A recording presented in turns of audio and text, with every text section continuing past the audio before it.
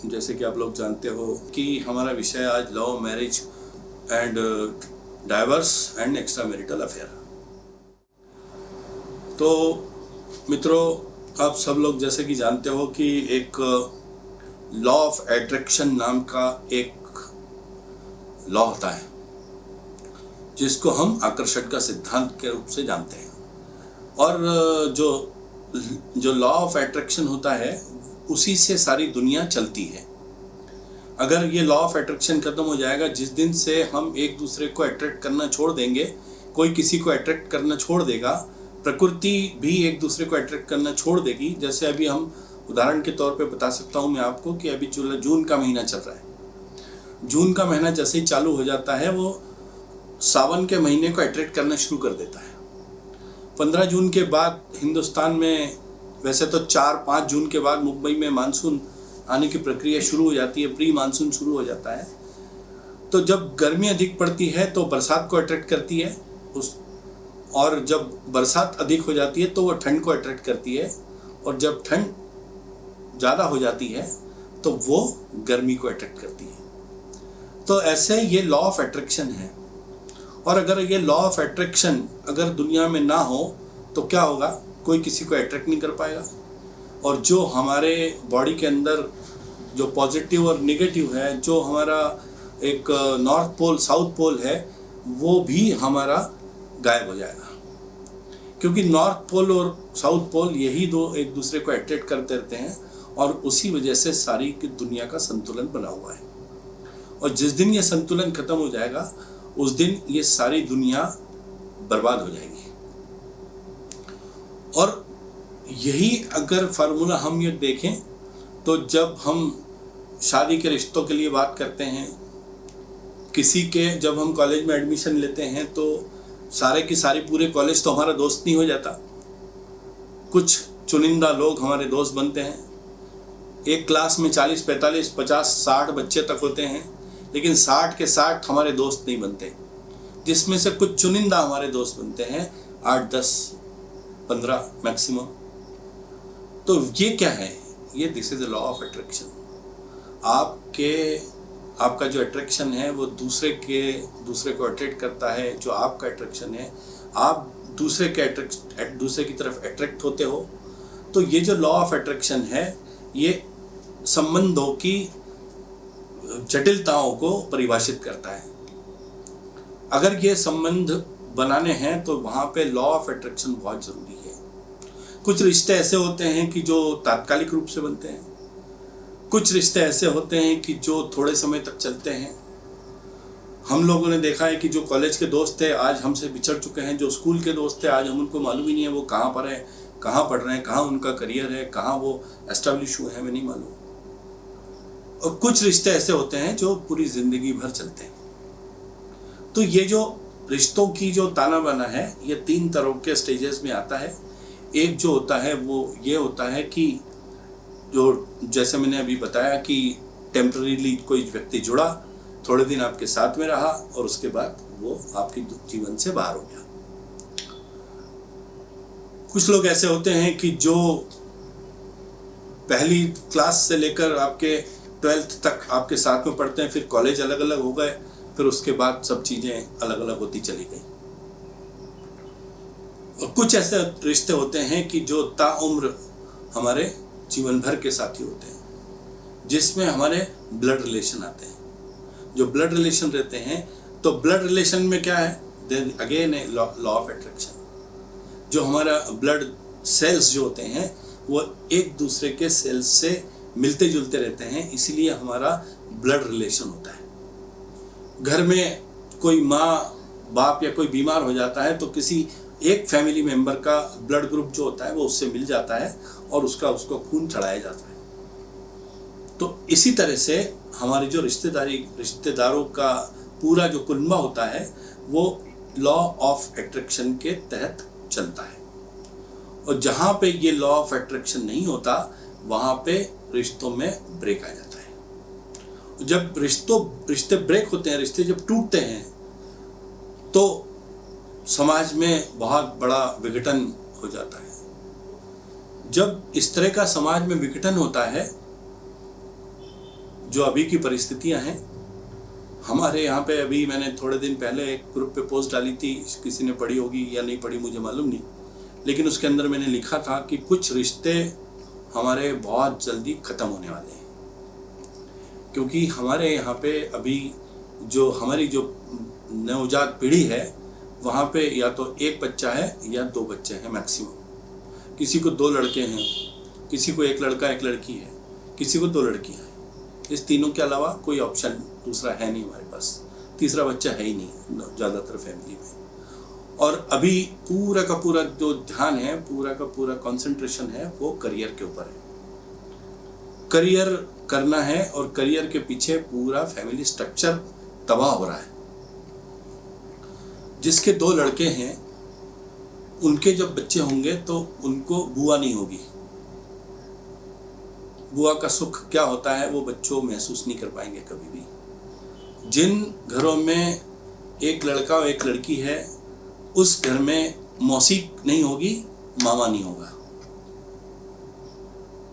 जिस घर में 2 लड़कियां ही हैं वहां पे मामा होने का सवाल ही नहीं उठता, चाचा भी नहीं होगा। तो चाचा चाची, बुआ, मौसा, मौसी, ये सारे रिश्ते हमारे स्पॉइल होने वाले हैं बहुत दिनों में, बहुत जल्दी। और आने वाली पीढ़ी को ये मालूम ही नहीं रहेगा कि मौसी मतलब होता क्या है, क्योंकि जो यूरोपियन कल्चर है या जो यूएस का कल्चर है वहाँ पे आंटी है, सिर्फ आंटी। तो आंटी मौसी भी है, आंटी बुआ भी है, आंटी पड़ोसन भी है, आंटी सब कुछ है। जो पराई औरत है वो आंटी है। और ऐसा क्या ऐसा अंकल है, जो हर रिश्तेदार में अंकल है। जो पेपर बांटने आ रहा है वो भी अंकल है। हमारे छोटे बच्चे वो भी अभी यही कह रहे हैं, पेपर वाले अंकल ये कर गए। जो कचरे वाला गाड़ी लेके आता है बोले गाड़ी वाले अंकल आ गए। तो ये जो रिश्ते जो खराब हो रहे हैं या डिस्ट्रॉय हो रही है, पूरी पीढ़ी खराब हो रही है, उसकी वजह से एक बहुत बड़ा चिंता का विषय खड़ा हो चुका है अभी तक। और अगर हम लोगों ने इसके ऊपर ध्यान नहीं दिया, अगर हम सिर्फ करियर के ऊपर ही हमारा ध्यान देते रहे, तो ये आने वाली पीढ़ी के लिए बहुत ज़्यादा नुकसानदेह होने वाला है। क्योंकि अभी आज की स्थिति में जो बच्चे घरों से बाहर रहते हैं, ज़्यादातर बच्चे हमारे ऐसे हो गए हैं कि 12th तक, स्कूलिंग तक हमारे पास में रहते हैं। उसके बाद उनका कॉलेज शुरू हो जाता है, चाहे वो इंडिया में हो चाहे बाहर हो। इंडिया में भी होता है तो वो मेट्रो सिटी में कहीं ट्रांसफ़र हो जाते हैं, तो हमारे से उनका डिस्टेंटिव रिलेशन चालू हो जाता है हमारे पास में रह के। और ये जो उम्र होती है 12th वाली, यही असली संस्कार देने की उम्र होती है कि क्या अच्छा है, क्या बुरा है, कौन अच्छा है, कौन खराब है, आपके लिए क्या, कौन सी चीज़ अच्छी है, कौन सी चीज़ खराब है। जो ईटिंग हैबिट है वो भी डालने की यही उम्र होती है। और ये सारी की सारी जो चीज़ें हैं, ये सारी की सारी चीज़ें डिस्ट्रॉय होती चली जा रही है एक के बाद एक। और ये समाज के ऐसे वर्ग को हम लोग बिलोंग करते हैं, हम न अमीर हैं न हम गरीब हैं, हम ऐसे वर्ग में आते हैं जहाँ पे वैल्यूज़ का इम्पोर्टेंस बहुत ज़्यादा है और जहाँ पे सबसे ज़्यादा डिस्ट्रक्शन जो हो रहा है वो वैल्यूज़ का हो रहा है, सबसे ज़्यादा। क्योंकि जो अपर क्लास है, जिसको हम धनाढ्य वर्ग कह सकते हैं, ऐसे लोग तो वैसे भी चिंता नहीं करते रिश्तों की, और सबसे ज़्यादा चिंता हम लोग करते हैं। और हम लोगों के सामने ही ये सबसे बड़ा संकट खड़ा हो चुका है। और अब ऐसे संकट में अगर ये जो हमारा सब्जेक्ट है, love, marriage, divorce and extra marital affair, कल ही के एक ग्रुप में एक पोस्ट आप लोगों ने भी पढ़ी होगी, तो उसकी वजह से ये जो परेशानियां हमारे यहाँ खड़ी हो रही है, जो हमारा सब्जेक्ट है लव, मैरिज एंड डाइवोर्स। अब ये जो मैंने अभी तक की पूरी कहानी बताई, उसको बताने का मकसद सिर्फ इतना ही था कि अगर हम लोगों ने सावधानी नहीं बरती तो ये जो लव, मैरिज और डाइवोर्स है, मैरिज से पहले लव हो रहा है, उसके बाद करने को कुछ बचता ही नहीं है, तो उसकी वजह से डाइवोर्स हो रहे हैं। और जब डाइवोर्स हो जाता है तो फिर कोई अगर किसी ने कंधे पे हाथ रख दिया आपके, अपना सिर रख दिया, तो फिर एक्स्ट्रा मैरिटल अफेयर हो गया। तो ये जो चक्र है ये कहाँ से शुरू हो रहा है? ये हमारे अनअवेयरनेस की वजह से चालू हो रहा है। अगर हम अवेयर नहीं होते हैं अभी, तो हमारी आने वाली पीढ़ियां जो है ये हमको पूछेंगी कि जब हम ये गलतियां कर रहे थे तो आपने हमें क्यों नहीं बताया। और जब ये चूक हो चुकी होती है तब हमें इन चीज़ों का पता पड़ता है, क्योंकि हमसे वो बच्चे 700, 800, 900, 1000, इवन 7000 किलोमीटर दूर भी बैठे हुए हैं। तो वहाँ क्या हो रहा है ये हमें नहीं मालूम रहता। अभी टेक्नोलॉजी की वजह से हम और आप अभी जैसे जुड़े हुए हैं, वैसे हम हमारे विदेश में भी बच्चों से जुड़े रहते हैं। लेकिन जैसे आप मुझे जितना अभी देख पा रही हैं उतना ही हम हमारे बच्चों को भी देख पाते हैं। 15 मिनट, 20 मिनट, 25 मिनट मैक्सिमम। 24 घंटे में से अगर आपने 20 मिनट भी उससे कनेक्ट रहे तो बाकी के 23 घंटे और 40 मिनट वो आप उससे डिसकनेक्टेड हो। और जो 23 घंटे 40 मिनट जब डिसकनेक्टेड होते हो तो उस 23 घंटे 40 मिनट में क्या क्या वहाँ पे हो रहा है आपको नहीं मालूम रहता। आपके पास डॉलर्स आ रहे हैं, आपके पास आपका जो बैंक बैलेंस बढ़ता जा रहा है। बच्चे कहते हैं कि पापा पुराना घर भेज दो, नई जगह कहीं बढ़िया वाली पॉश कॉलोनी में मकान ले लो, मैं आपको 1 करोड़ रुपए भेज रहा हूँ। आप भी खुश हो, बच्चे ने पैसे भेज दिए, हम लोगों ने एक कोठी खरीद ली, वहाँ पे नया मकान बना लिया पॉश कॉलोनी में, शानदार उसका इंटीरियर करवा लिया, सब कुछ हो गया। लेकिन बच्चा वहीं के वहीं है। तो ये जो कनेक्टिविटी है इसको आज हम लोग डिस्कस कर रहे हैं, और ये बताने के लिए आपको मैं आज यहाँ पे उपस्थित हूँ। तो जो मैंने कहा आपको कि लॉ ऑफ अट्रैक्शन है, तो चूंकि हम न्यूमरोलॉजिस्ट हैं तो बात न्यूमरोलॉजी से शुरू होती है और न्यूमरोलॉजी पे ही खत्म होगी। नंबर्स एक दूसरे को अट्रैक्ट करते हैं।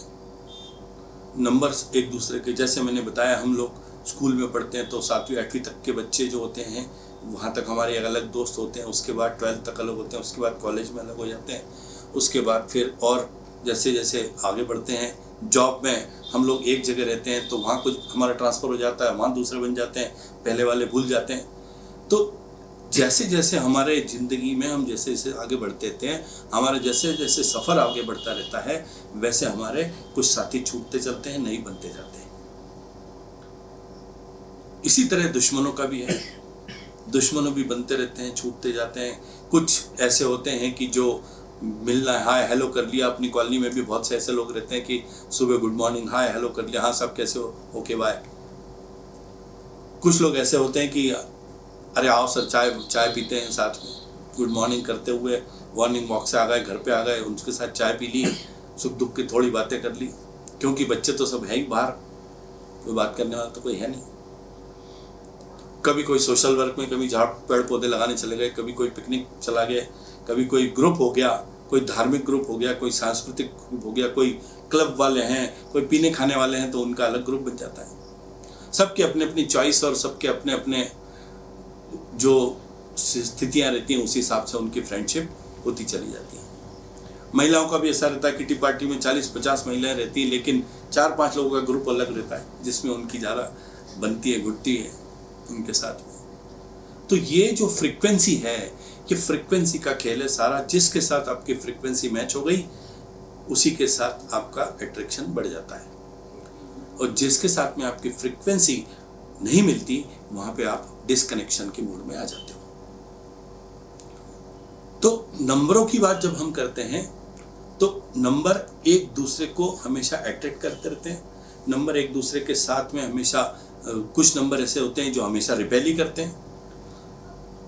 अब 258 का अगर कॉम्बिनेशन बनाया जाए तो हमेशा एक दूसरे को मारना ही दौड़ेंगे ये लोग। 258 लोगों की शादियां करवा दो आप, साल भर के अंदर तलाक निश्चित है, होना ही होना है।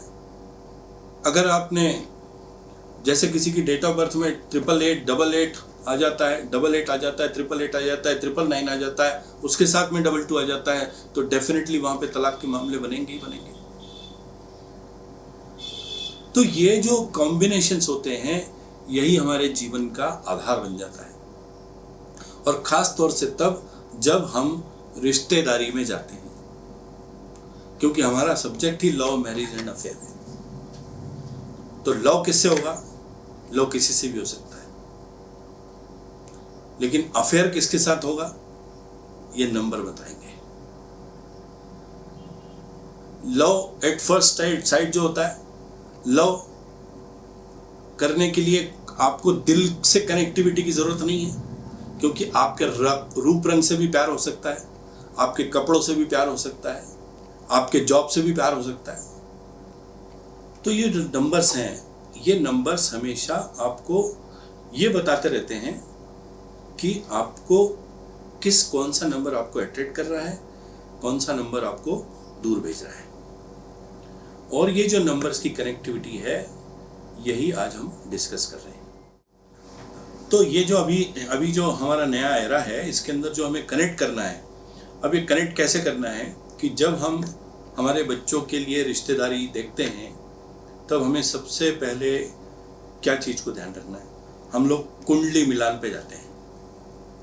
नो डाउट हमारा एंशिएंट तरीका है, वो काफ़ी सालों से हम लोग उसी पे निर्भर है, लेकिन उसके ऊपर निर्भर रह के हमने पिछले करीब 30 सालों में ये देखा है कि जो कुंडली मिलान, मैंने पिछले वेबिनार में मैंने डाटा भी बताए थे। जब मैं चेन्नई गया था तब मेरे लेक्चर में मैंने वहाँ पे डाटा भी प्रस्तुत किए थे, और ये सुप्रीम कोर्ट के वेबसाइट के ऊपर अवेलेबल है अगर कोई देखना चाहे तो, कि जो हमारे हिंदुस्तान में जितने डाइवर्स के केसेस रजिस्टर होते हैं और उस जिसमें डाइवर्स हुए हैं, ऐसे केसेस में 93.88% ऐसे मैरिजेस हैं जो कुंडली मिलान के द्वारा विवाह हुए थे। तो अब सवाल ये उठता है कि जब आपके 100% में से 93.88 यानी आप 94% ही मान लीजिए कि 94% जो तलाक हुए हैं वो कुंडली मिलान के द्वारा विवाह तय करने के बाद हुए हैं। तो इसका अर्थ क्या लगाया जाए? इसका अर्थ ये लगाया जाए कि कुंडली मिलान गलत है, या ये लगाया जाए कि जो जिसने कुंडली मिलाई वो गलत था? क्या आंसर होना चाहिए इसका? तो उसी के लिए हम और आज यहाँ पे बैठे हुए हैं। और दूसरी चीज़ ऐसी है कि ये जो कुंडली जो मिलान वाला जो मसला है, ये कुंडली मिलान छोड़ दीजिए, कोई भी कुंडली आपके पास देखने आता है तो आप इंस्टेंटली उसको तुरंत बताना शुरू कर देते हैं कि ये ऐसा है वैसा है। ये कुंडली पढ़ना इतना आसान थोड़ी है। कुंडली देखने के लिए आपको कम से कम 48 घंटे का समय चाहिए, जिसमें से 48 घंटे मतलब 2 दिन का समय, जिसमें से सिर्फ 8 घंटे आप उस कुंडली पे दे पाओगे, बाकी तो आपके सब दिन भर के कार्यक्रम रहते हैं। तो अगर आपने उस 4 घंटे रोज एक कुंडली को देखा तभी तो आप उसके हर एंगल पे देख पाओगे।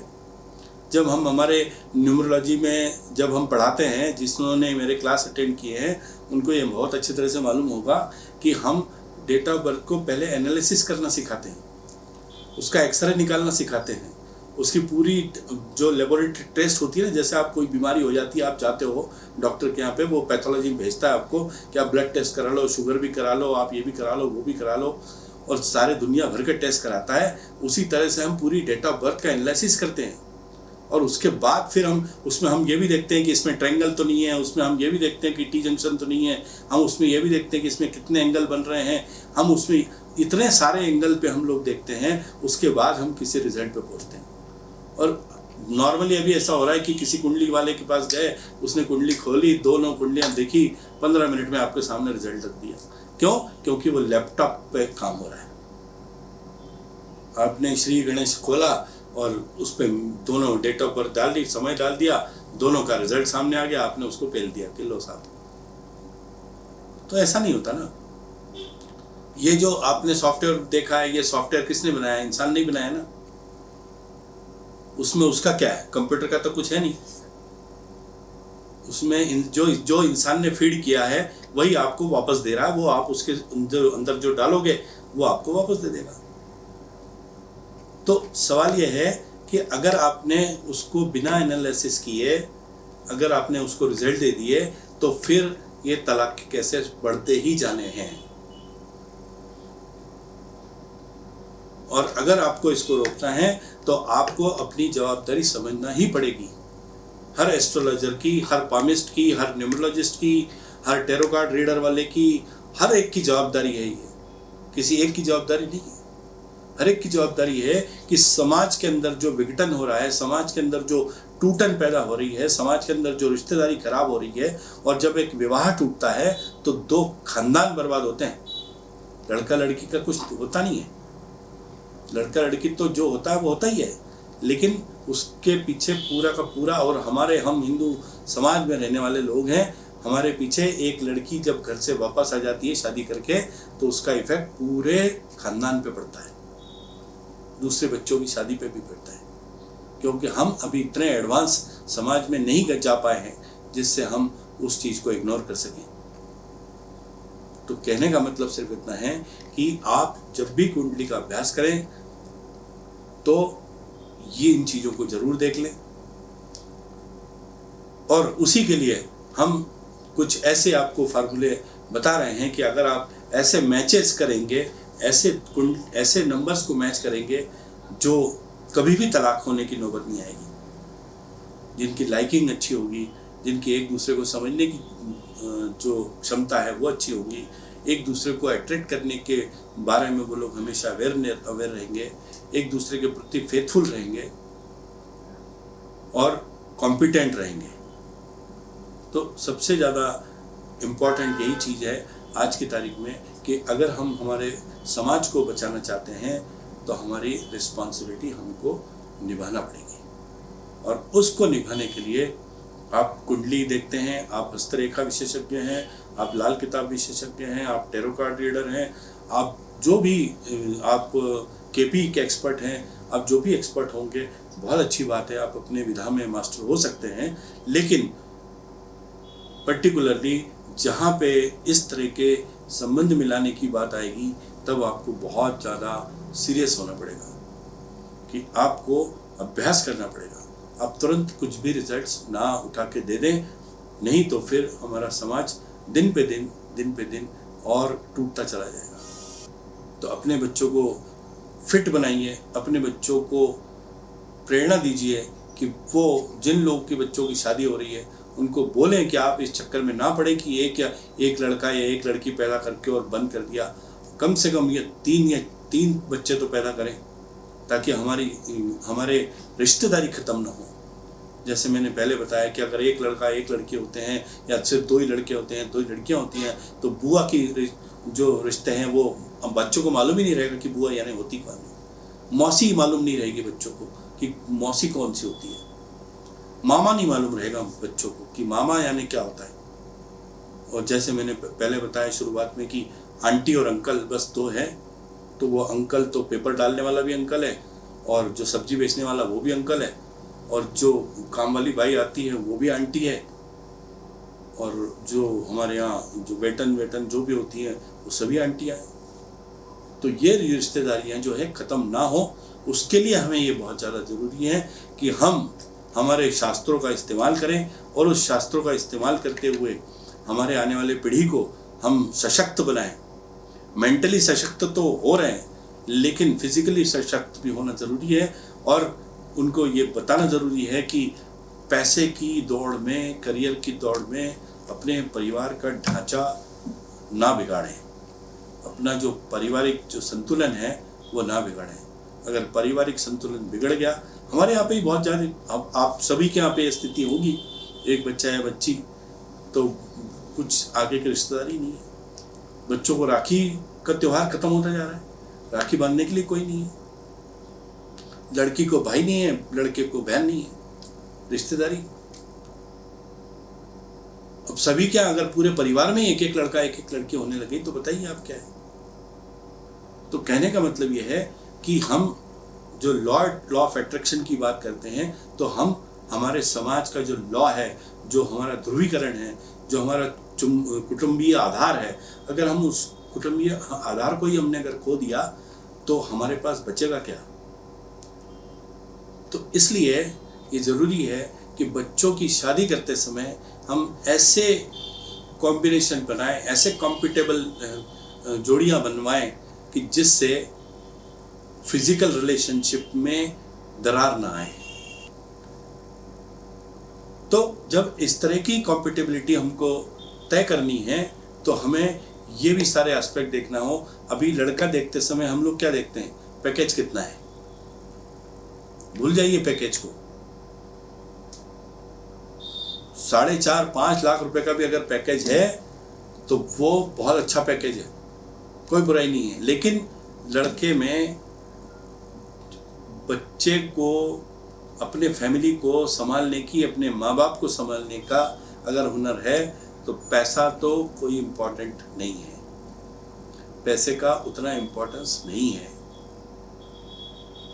लेकिन हमें हमारी जो सिस्टम है, कुटुंब व्यवस्था, हमें परिवार की व्यवस्था, कुटुंब व्यवस्था, इसको बचाना जरूरी है। अगर हमने इसको नहीं बचाया तो आप इसके दोषी होंगे, अगर हमने इसको नहीं बचाया।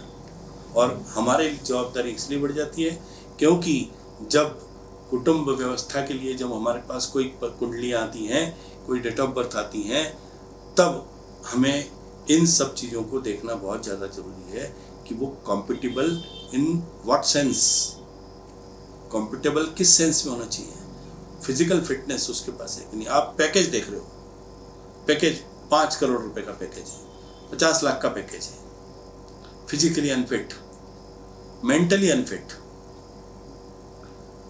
438 डेट ऑफ बर्थ से गायब है, फिजिकल बॉडी लाइन ही गायब है।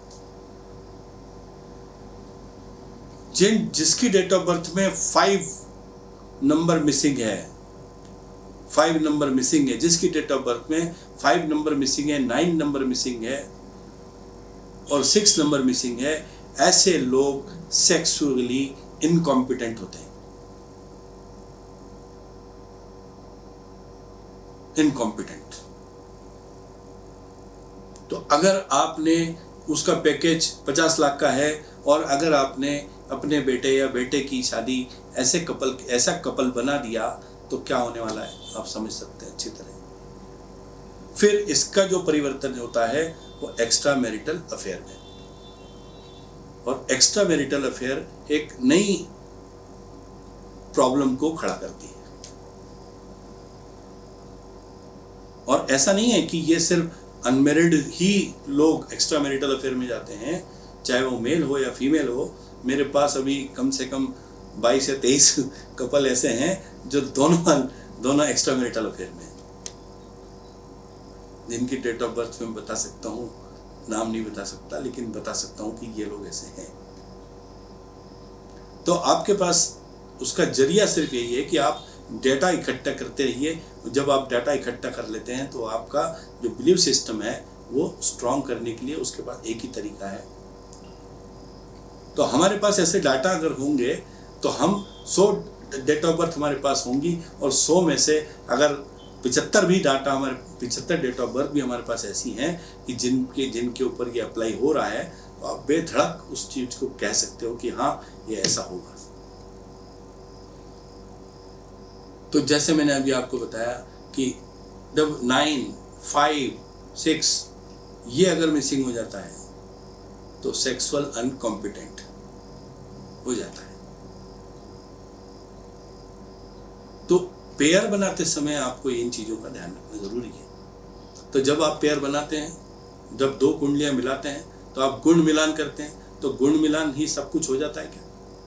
किस चीज़ के गुण? सेक्सुअल रिलेशनशिप एक गुण नहीं है क्या? नहीं होना चाहिए क्या? ये तो जीवन का आधार है, ये तो परिवार का आधार है, इसके बिना तो परिवार आगे बढ़ ही नहीं सकता। तो आपको ये देखना जरूरी नहीं है क्या? आपको देखना पड़ेगा। आपको ये भी देखना पड़ेगा कि आपकी डेट ऑफ बर्थ से कि वो जिस घर में रह रहा है वो उस घर का वास्तु कैसा है, वहाँ पे वो हेल्दी रिलेशन बना पाएगा कि नहीं बना पाएगा। आपको ये भी देखना पड़ेगा।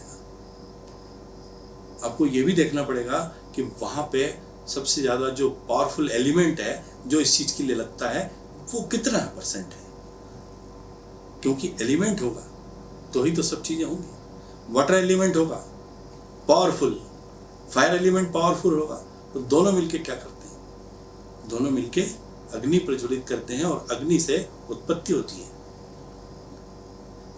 खाना कैसे बनता है, पानी और आग दोनों चीजों मिलके बनता है खाना, उसके बिना तो चीजें पकती नहीं है। तो ये आपको ध्यान रखना पड़ेगा कि कौन सी चीज का कहाँ इस्तेमाल, कितनी मात्रा में, कब, कैसे, कहाँ पर करना है, ये बहुत ज्यादा जरूरी है। तो आपको ये समझ में आ गया होगा कि इस चीज का इंपॉर्टेंस कितना है। नंबर्स कॉम्पिटिबिलिटी उसी के तहत आती है। ये सारी चीजें देखने के लिए हमें देखना क्या है, बाकी सब लोग कुंडलियां देखते होंगे, हम लोग सिर्फ नंबर देख लेते हैं, नंबर देख के मालूम पड़ जाता है। बहुत इजी तरीका है। 9 तो नंबर है, बहुत ज़्यादा लंबा चौड़ा याद भी नहीं करना, न बहुत ज़्यादा, न तो नक्षत्र देखना है, न बहुत ज़्यादा कुछ वो देखना है कि आपके ये मंगल कहाँ बैठा है और किसके साथ में किसकी युति चल रही है और किसकी दृष्टि वक्र है और कौन सी दशा चल रही है और कौन सी अंतर्दशा चल रही है। सिंपल, बहुत सिंपल। नंबर देख लो, कहीं रनिंग ईयर देख लो, रनिंग डेकेड देख लो, और रनिंग 2022 जो चल रहा है वो देख लो। और ये 4 चीज़ें देख ली, डेट ऑफ बर्थ के नंबर मैच कर लिए, दोनों तीनों को देख लिया, दोनों का कॉम्बिनेशन बना लिया, कौन सा नंबर किस चीज़ के लिए कारक है वो देख लिया, सब चीज़ें सामने आ जाएंगी। 2 मिनट का काम है। लेकिन ये 2 मिनट का काम तब है जब आप अपने नंबरों से दोस्ती कर लोगे, उनका मिजाज समझ लोगे, उनकी भाषा समझ लोगे, उनका रंग समझ लोगे, उनकी उत्पत्ति समझ लोगे, उनकी दिशा समझ लोगे, उनकी प्लेसमेंट समझ लोगे और उनका एलिमेंट समझ लोगे। जब आप इतनी चीज़ें सब समझ लोगे तो एक नंबर के बारे में सारा का सारा कच्चा चिट्ठा आपके सामने आ जाएगा। और इसी तरह का जब 9 नंबर्स का आ जाएगा तो 9 नंबर का पूरा, जब जैसे वो आपका MRI की रिपोर्ट बनती है, 9 लेयर, 20 लेयर, पुराना लेयर, इतनी सारी MRI की रिपोर्ट बनती है, तो उसी तरह की ये MRI रिपोर्ट है।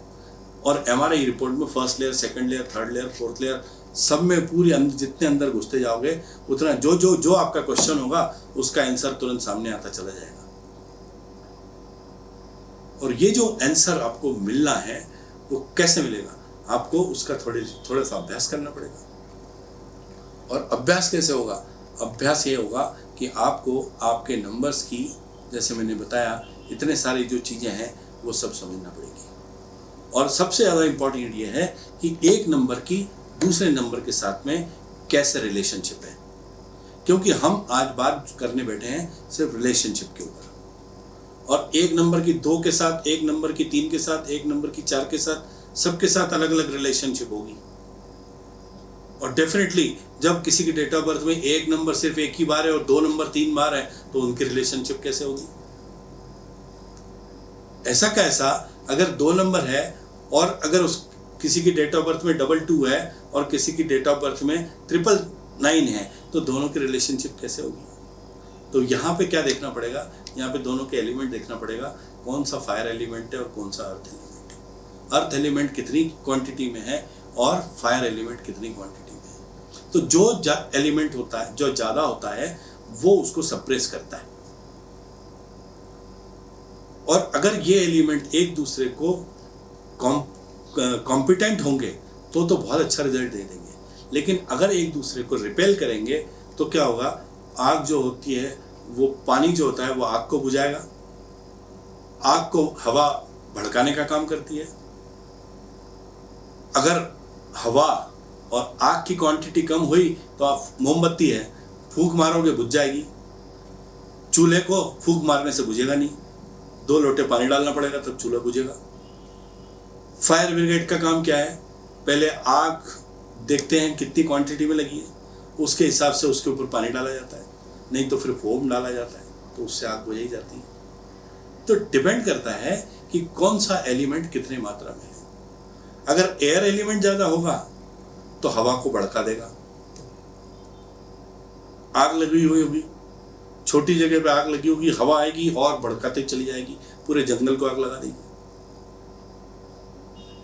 पानी उसी समय अगर बरसात आ गई तो चाहे जितनी बड़ी क्वांटिटी में आग लगी हो पूरी की पूरी आग बुझ जाएगी। लेकिन आसमान से पानी आना चाहिए। फायर ब्रिगेड का पानी वहाँ पे काम नहीं आएगा। 10-20 हज़ार लीटर पानी से आग बुझने वाली नहीं है जंगल की। तो डिपेंड करता है कि आग कितनी मात्रा में लगी है। तो ये जो आग और जो पानी का जो खेल है, यही सेक्सुअल रिलेशनशिप का आधार है। आग कितनी लगी है और कहां पे लगी हुई है और वो जेन्युइन है कि नहीं। ये जो रेप केसेस होते हैं, यहां पे क्या मसला है?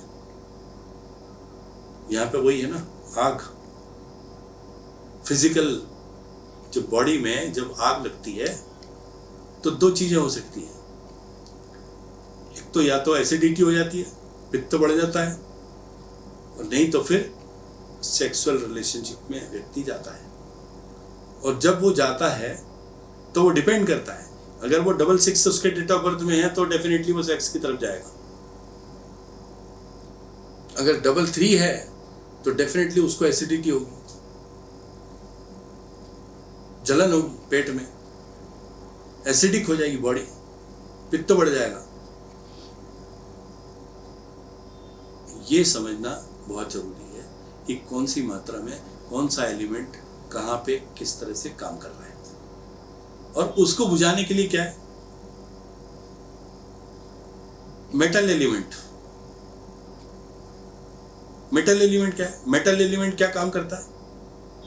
मेटल एलिमेंट आपको, उसको अगर आपको मेटल एलिमेंट को, किसी भी मेटल को अगर मोल्ड करना हो, किसी शेप में डालना हो तो क्या करना पड़ेगा? गर्म करना पड़ेगा। तो साइकिल है, मेटल को आग में डाला, आग ने तपाया, उसको शेप दिया, और वापस उसको उसी शेप में रहने देने के लिए क्या करना पड़ेगा? पानी में डालना पड़ेगा, तब वो उसी शेप में बना रहेगा। अगर आपने उसको जलती आग में ही छोड़ दिया तो फिर वो उसका शेप चेंज कर देगा, करेगा कि नहीं? ये साइकिल है। ये समझना पड़ेगा कि कौन से एलिमेंट कितनी मात्रा में कहां पे कैसा इस्तेमाल हो रहा है, आपकी डेट ऑफ बर्थ में कितना कौन सा एलिमेंट कितनी मात्रा में उपलब्ध है, और उसका इस्तेमाल कैसे करना है। कोई चीज एक्सेसिव ज्यादा हो जाती है तो उसको आप कम कर सकते हो। कम तो हो नहीं सकती क्योंकि ईश्वर ने भेजी है, लेकिन उसको आप कैसे कर सकते हो? उसको बैलेंस किया जा सकता है। बैलेंस करने के लिए आग ज्यादा बढ़ रही हो तो उसको बैलेंस करने के लिए आपको वाटर एलिमेंट बढ़ाना पड़ेगा। जब वाटर एलिमेंट जब ज्यादा बढ़ जाता है तो अर्थ एलिमेंट बढ़ता है, क्योंकि जब आपके पास पानी हो जाता है, बहुत ज्यादा हो जाता है, दलदल हो जाती है, तो वहां पे क्या करना पड़ता है? मुरम डालनी पड़ती है कि नहीं? गिट्टी डालना पड़ती है, मुरम डालना पड़ती है, तब जाके अर्थ एलिमेंट, तो फिर वो पानी खत्म हो जाता है। ब्रिज एक नदी से दूसरे पार जाने के लिए अर्थ एलिमेंट का इस्तेमाल करना पड़ता है, ब्रिज डालना पड़ता है, कंक्रीट का अर्थ। तो इसी तरह से सारे एलिमेंट का बैलेंस है, और ये जो बैलेंसिंग है ये हमारे पारिवारिक रिश्तों का आधार है। तो बस ये आपको थोड़ा सा अट्रैक्शन इसकी तरफ दिलाना था कि आप इसको इग्नोर ना करें। जो लोग नहीं देखते वो लोग इग्नोर ना करें, और इसको जरूर देखें कि एलिमेंट हमको देखना बहुत ज़्यादा ज़रूरी है। क्योंकि एलिमेंट का इसलिए ज़्यादा ज़रूरी है क्योंकि इनके एलिमेंट्स के बिना तो हमारा जीवन ही नहीं है। इसके बिना तो हम जी नहीं सकते, है ना। वायु, आकाश, धरती, पानी और अग्नि, ये पांचों एलिमेंट्स के बिना तो हमारा जीवन ही नहीं हो नहीं सकता, पॉसिबल नहीं है। तो ऐसे स्थिति में अगर हम इनको इग्नोर कर देंगे, और यही हमारा वास्तु है, क्योंकि इनको अगर बैलेंस करके हमने चला तो हमारा वास्तु परफेक्ट हो गया। अगर इसको हमने अगर ये इम्बैलेंस हो गया, हमारे जो 5 एलिमेंट है ये इम्बैलेंस हो गए, इसका मतलब ये है कि हमारा वास्तु डिसीज्ड है, बीमार है। हम जिस घर में रहते हैं वो डिसीज है, और ये हमारी डेट ऑफ बर्थ बहुत अच्छी तरह से बता देती है कि आप कहाँ पे रह रहे हो, और कौन सा आपका जो एलिमेंट है वीक है, और कौन सी आपकी जो दिशा है वो खराब है। और उसको अगर आपने बैलेंस कर लिया तो आपका वास्तु भी ठीक हो गया। इसको बहुत अच्छी तरह से हमें अपने जब भी हम इसको अध्ययन करें तो इसको क्योंकि हमारे जीवन का जो आधार है वो 3 तरह का हमारा आधार है, जिसमें जो मैं हमेशा बताता रहता हूँ, एक बार फिर से रिपीट करता हूँ जो लोग पहली बार ज्वाइन कर रहे हैं उनके लिए, कि हमारा जो 100% जीवन है जिसके 4 हिस्से हैं, 4 हिस्सों में बटा हुआ है। पहला हिस्सा जो होता है ये हमारा ऑकल्ट साइंस जिसको इफेक्ट करता है।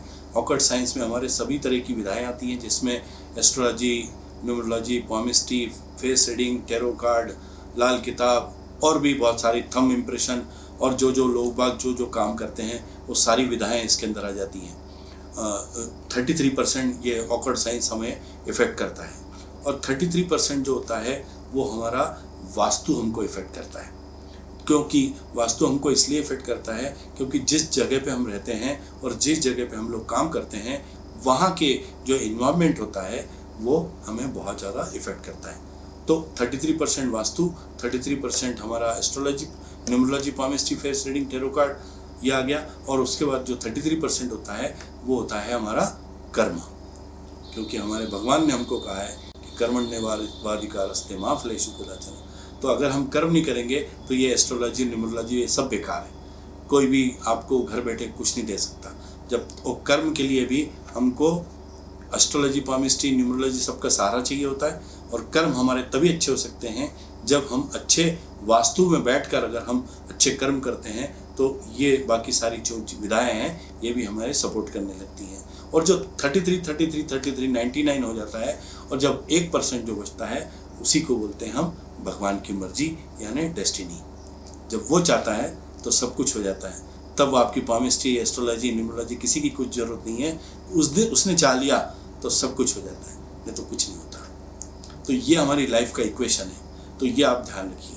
तो इसलिए हम जितना हमारे इस साइंस से अभ्यास करते हैं उतना ही हमें एलिमेंट्स को भी ध्यान में रखना है, हमारे वास्तु को भी ध्यान रखना है, और हमें किसी भी क्लाइंट्स के लिए ये ज़रूर बताना है, अपना समय लीजिए और उसको लापरवाही से मत देखिए, और अच्छी तरह से उसको देखिए, अपना टाइम लीजिए, अपना बहनता ना लीजिए पूरा।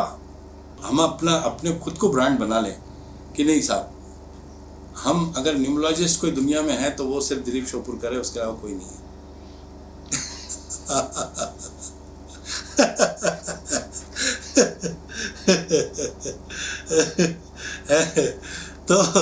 तो अगर ये इस तरह का हम लोग अपनी ब्रांडिंग करेंगे, हम लोग ठोक बजा के कहेंगे कि नहीं साहब जो मैं कह रहा हूँ उस गलत हो ही नहीं सकता। और उसके लिए आपको अभ्यास उतना ही चाहिए जितने मैंने बताया आपको, कि एक डेट ऑफ बर्थ में आपको ट्रायंगल भी देखना है, आपको एंगल भी देखना है, आपको टी जंक्शन भी देखना है। जिस तरह से आपके वास्तु में टी जंक्शन होते हैं उसी तरह से हमारे न्यूमरोलॉजी में भी टी जंक्शंस होते हैं, और जो बहुत वर्क करते हैं। तो ये बहुत इम्पॉर्टेंट है, और इसी से हमारे सारे पूरे लाइफ का सब कुछ डिसाइड हो जाता है। अगर टी जंक्शन, अब टी जंक्शन 4 तरह के टी जंक्शन होते हैं। एक साउथ फेसिंग होता है, एक नॉर्थ फेसिंग होता है, एक ईस्ट फेसिंग होता है, और एक वेस्ट फेसिंग होता है। 4 तरह के टी जंक्शन बनते हैं न्यूमरोलॉजी के अंदर, ग्रिड में, और वो सारा सब कुछ बता देता है। और उसमें कॉमन फैक्टर एक होता है 5 नंबर मिसिंग। 5 नंबर मिसिंग होता है, और 5 नंबर जहाँ पे मिसिंग हो गया, माँ समझ लो कि आपके दिल की धड़कन तेज हो गई, आपका कॉन्फिडेंस खत्म। कई बार देखना होगा आपने, आप ही बहुत से लोगों के यहाँ पे महिलाएं जो होती हैं वो पुरुष का काम करती है। इसके अंदर आपने बहुत से घरों में देखा होगा कि जहाँ पे महिलाएं अग्रणी रहती है, पूरे घर का बोझ उनके ऊपर रहता है। और कई बार आपने ये भी देखा होगा कि पुरुष जो होता है वो औरतों को बिल्कुल दुय्यम दर्जे का समझता है कि उनकी कोई वैल्यू नहीं है। ये ऐसा क्यों? क्योंकि इसमें फेमिनाइन और मस्कुलाइन नंबर होते हैं, और जिसके अंदर बलदेव जी, जिसके अंदर फेमिनाइन नंबर का इनपुट ज़्यादा रहता है वो फेमिनाइन बिहेवियर करेगा, और जिनके अंदर मस्कुलाइन नंबर ज़्यादा होते हैं वो मस्कुलाइन बिहेव करता है। कुछ जो मैंने अभी उदाहरण दिया आपको, जो महिलाएं होती हैं उनके अंदर अगर मस्कुलाइन नंबर ज़्यादा हुए हैं तो they will act as an male, ये उनका कैरेक्टर होता है। Very good. तो ये जो है चीज़ें हैं, ये सामान्यतः आपको कहीं पढ़ने में नहीं आती, और न किसी भी बुक में दी हुई होती है। तो ये अनुभव सिद्ध चीज़ें हैं जो मैं आपके साथ शेयर कर रहा हूँ। तो ये चीज़ें मैंने आपको आज बताई कि कितना इम्पोर्टेंट है ये सब चीज़ें। और रिलेशनशिप के बारे में मैं बता रहा था आपको कि जैसे मैंने आपको बताया कि 258 का कॉम्बिनेशन, अगर 2 वाले की शादी 5 नंबर के साथ हो जाए, 5 वाले की शादी 8 नंबर के साथ हो जाए, 2 वाले की 8 नंबर के साथ हो जाए, तो ये बहुत खतरनाक कॉम्बिनेशन होते हैं। और ये जो सब जो नंबर मैं बता रहा हूँ, दे आर नॉट मूलांक, ये प्रिंसिपल नंबर नहीं है, ये जॉइंट नंबर है, ये फेट नंबर है, ये आपका डेस्टिनी नंबर है। ये डेस्टिनी नंबर से आपको हमेशा चेक करना है। और नॉट ओनली दैट, आप सिर्फ ये नंबर देख के और ये जोड़ के और रिजल्ट पे नहीं जा सकते। बाकी आपको फिजिकल बॉडी लाइन देखनी है, आपको इंटेलेक्चुअल लाइन देखनी है, आपको रिलेशनशिप वाली लाइन देखनी है, आपको करियर वाली लाइन देखनी है, आपको क्रॉस लाइन जो चेक करनी है। टोटल एक ग्रिड के अंदर 6 लाइनें बनती हैं, 2 क्रॉस लाइन बनती है और 4 जो है वो स्मॉल लाइन बनती है। और इन हर एक लाइन का अपना अपना एक इम्पोर्टेंस है। 2 को 4 से करेगी, 4 से 6 को करती है, 6 से 8 को करती है। ये जो लाइनें हैं ये इनका अपना अपना एक इम्पोर्टेंस है। अगर इसमें से जो भी लाइन डिस्कनेक्ट हो जाती है उसका लाइन का अपना अपना एक इफेक्ट होता है। तो जब ऐसी स्थिति में हम जब कोई इतना डीप एनालिसिस हम जब किसी भी डेट ऑफ बर्थ का कर लेते हैं, तो मुझे बताइए कि कुछ भविष्य जानने की आवश्यकता बचेगी क्या? There is no need to get any prediction, no need. कोई किसी प्रिडिक्शन की जरूरत ही नहीं है। आपको पूरी आपकी जन्म कुंडली आपके सामने रहेगी। आपको ये मालूम रहेगा कि मुझे ये वाला काम कब करना है, किस दिशा में जाना है, कब जाऊं कि नहीं जाऊं, कौन से दिन को घर से बाहर निकलना है, नहीं निकलना है, कौन सी दिशा में जाना है, कौन से बच्चों को एडमिशन कौन से सब्जेक्ट में दिलवाना है, जॉब कौन सी दिशा में जाना है, कौन सी सिटी इसके लिए अच्छी है, कौन सा मेटल इसके लिए अच्छा है, क्या हर चीज़ तो क्लियर है यार। और क्या चाहिए बताइए, और क्या चाहिए लाइफ में? तो ये ओवरऑल एक गणित था आज का जो मैंने आपको बताया। और उसके पीछे से बताने का सिर्फ मकसद यही था कि आप लोग जब भी आपके पास इस तरह की कोई इंक्वायरी आती है तो बहुत अच्छी तरह से अभ्यास कीजिए। और अभ्यास करने के बाद ही अपने ज़बान खोलिए, और ज़बान खोलने के साथ उसको लिख के भी दे सकते हैं आप। अगर आपका अभ्यास इतना थारो स्टडी आपकी हो जाती है तो आप लिख के भी दे सकते हैं, राइटिंग में दे सकते हैं कि हाँ साहब ये कीजिए, हो जाएगा ये काम। चलिए थैंक यू आप सब लोगों का शुक्रिया, बहुत बहुत धन्यवाद। आपने मुझे इतना ध्यान से सुना। और उम्मीद है कि आगे भी हम इसी तरह के और वेबिनार करेंगे, और बहुत जल्दी मैं डिक्लेयर करूँगा उसका सब्जेक्ट भी। तो मैं उम्मीद करूँगा कि आप सब लोग अपने अपने कमेंट्स मुझे ज़रूर शेयर करेंगे, ताकि और लोगों को मोटिवेशन मिले ग्रुप में, और लोगों को प्रेरणा मिले, और जो कन्फ्यूजन वाली ज़िंदगी जीते हैं उनके लिए ये एक अच्छा एक माध्यम बन जाए। तो थैंक यू वेरी मच और बहुत बहुत शुक्रिया। गुड बाय, शब्बा खैर, गुड नाइट। सब लोग स्वस्थ रहें, मस्त रहें। Thank you very much.